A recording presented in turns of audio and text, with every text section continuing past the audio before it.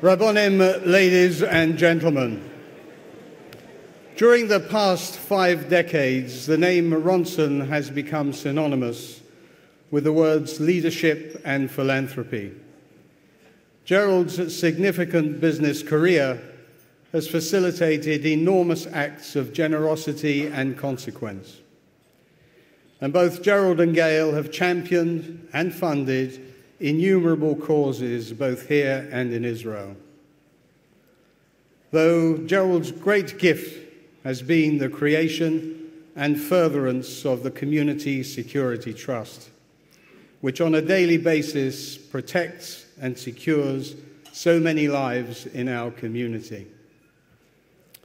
Those of you who are lucky enough to count Gerald as a friend will know that his integrity and drive knows no bounds.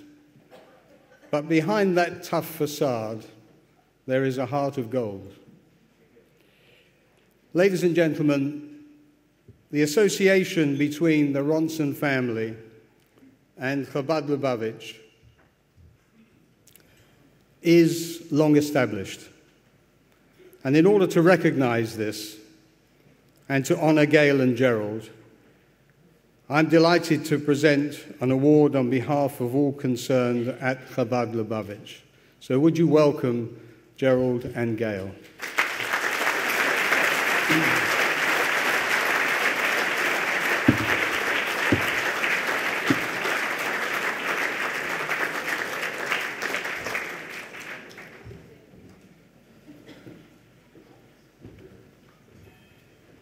If I can see what's written on here, I might be able to read it out for you.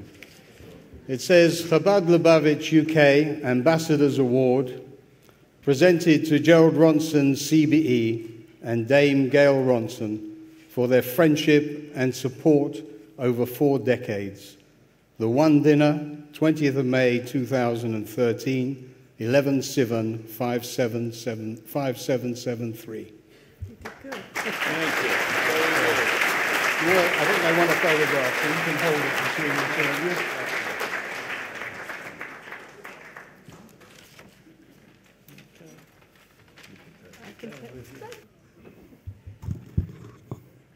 you. Rabbonim, Reverend Sirs, ladies and gentlemen. Firstly, may I say what a privilege it is for Gail and I to be invited as the guests of honour here this evening. Some of you may be surprised that I'm speaking, as I don't have a long black coat, a Borsalino hat, or even a long grey beard. But Lubavitch isn't about making us into religious Jews. Lubavitch is about unity, oneness in our community.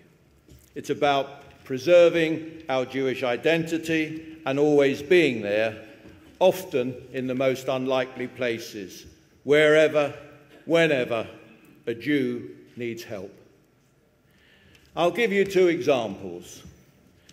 Probably the lowest point in my life was when I was sitting in the jail cell in Southwark Crown Court at the end of the Guinness trial, waiting to be sentenced. Somehow, a rabbi managed to persuade the jailers to let him in and visit me. I didn't really want to see a rabbi, but he insisted, and out of respect,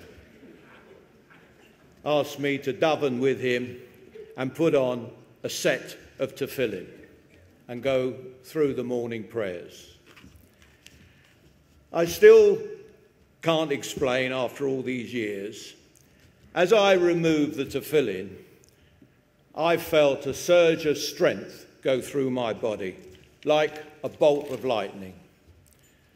I then walked into court with my head held high to accept my sentence, even though I knew that unjustly I'd been made a scapegoat, and a bit like Joseph when he was wrongly imprisoned with the butler and the baker.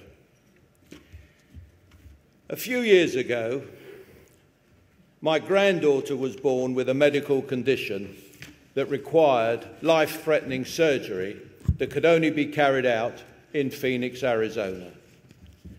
My daughter Nicole and son-in-law Yo-Yo were at her hospital bedside for over 4 weeks. It was, in fact, a local Lubavitch rabbi who was there for them day and night, giving them the strength during what was every parent's worst nightmare. Without being cynical, there are many people who are always there when they need you. With Lubavitch, they are always there when you need them.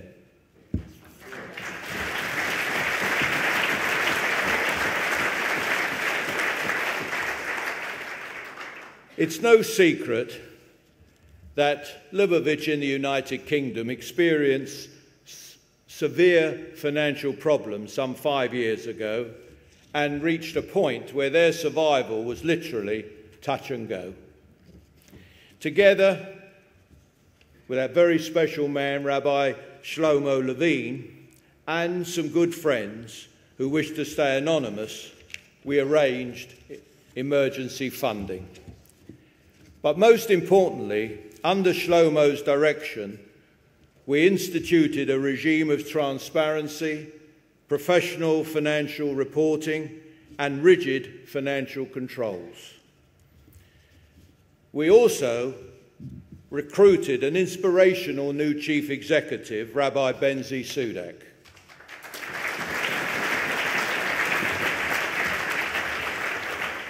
Today, his efforts, combined with the generosity and foresight of a group of young men from the city, the junior boys' school and the senior girls' school, have achieved state-aided status, saving our community some £1 million a year. 500 children are now in the state-aided Lubavitch schools, which provide not only religious education, but the secular curriculum required to obtain state funding. These schools are the powerhouses and the incubators in providing the next generation of rabbis for many of our smaller Jewish communities around the country, as well as teachers to our Jewish schools and in our chaydas. Under Benzi's leadership, we are now expanding our outreach activities for our teenagers and, most importantly, for our youth in the often uncomfortable and hostile environment of our university campuses. Tonight's theme is one. I, for one, am delighted to have played a small part in the Lubavitch success story. Thank you all for making Gail and I your guest of honour, and I think you will find the video of great interest.